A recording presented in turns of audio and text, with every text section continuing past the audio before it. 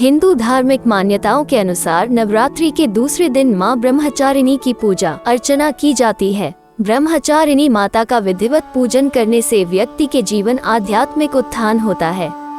नवरात्रि में मां ब्रह्मचारिणी की पूजा करने से तप तथा साधना के क्षेत्र में उन्नति का वरदान प्राप्त होता है।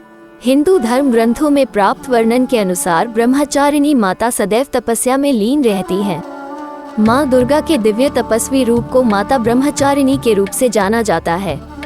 यहाँ ब्रह्म का अर्थ है तपस्या। माँ दुर्गा के इस रूप की साधना करने से भक्तों और सिद्धों को अनंत फल की प्राप्ति होती है। जो भी व्यक्ति अपने जीवन में तप, त्याग, वैराग्य, सदाचार और संयम की वृद्धि की इच्छा रखता है, उसे नवदुर्गा के पर्व में माता के ब्रह्मचारिणी स्वरूप का श्रद्धा भाव से पूजन करना चाहिए।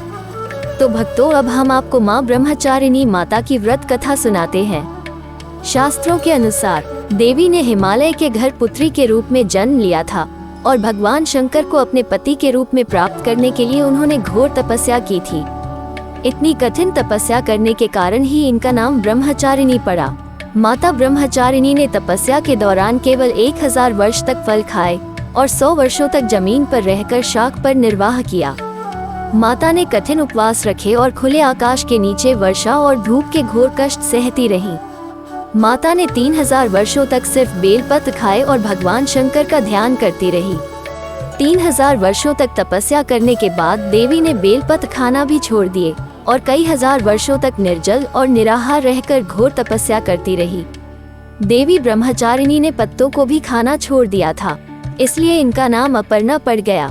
जब माता ब्रह्मचारिणी ने इतनी तपस्या करी तो उनका शरीर क्षीण गया था। तब सभी देवता, ऋषि मुनि ने देवी ब्रह्मचारिणी की तपस्या को एक पुण्य कृत्य बताया और उनकी तपस्या की सराहना की। सभी देवताओं ने उन्हें आशीर्वाद दिया कि देवी आपकी मनोकामना पूर्ण होगी और भगवान चंद्रमौलेश्वर आपको पति के रूप में मिलेंगे। ब्रह्मचारिणी का अर्थ तप की चारिणी यानी तप का आचरण करने वाली। देवी का ये रूप पूर्ण ज्योतिर्मय और अत्यंत भव्य है।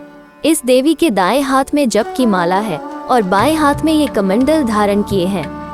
पूर्व जन्म में इस देवी ने हिमालय के घर पुत्री रूप में जन्म लिया था और नारद जी के उपदेश से भगवान शंकर को पति रूप में प्राप्त करने के लिए घोर तपस्या की थी। इस कठिन तपस्या के कारण इन्हें तपश्चारिणी अर्थात ब्रह्मचारिणी नाम से अभिहित किया गया। 1000 वर्ष तक इन्होंने केवल फल फूल खाकर बिताए और 100 वर्षों तक केवल जमीन पर रहकर शाक पर निर्वाह किया। कुछ दिनों तक कठिन उपवास रखे और खुले आकाश के नीचे वर्षा और धूप के घोर कष्ट सहे।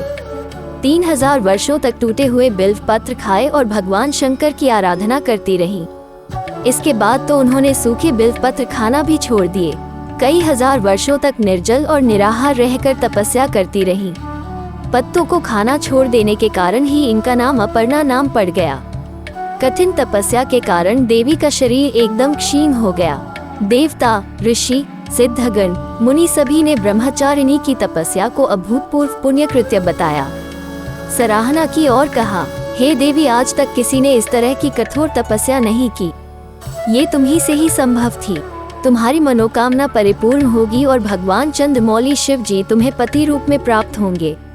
अब तपस्या छोड़कर घर लौट जाओ, जल्द ही तुम्हारे पिता तुम्हें बुलाने आ रहे हैं।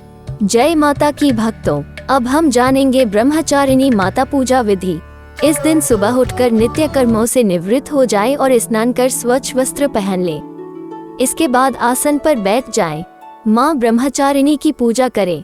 उन्हें फूल, अक्षत, रोली, चंदन आदि अर्पित करें। माँ को दूध, दही, घृत, मधु व शक्कर से स्नान कराएं। माँ को भोग लगाएं। उन्हें पिस्ते की मिठाई का भोग लगाएं।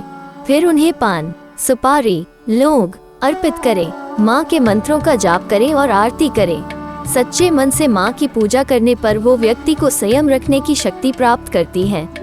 ऐसी और अधिक जानकारी के लिए इस वीडियो को लाइक अथवा चैनल को सब्सक्राइब जरूर करें।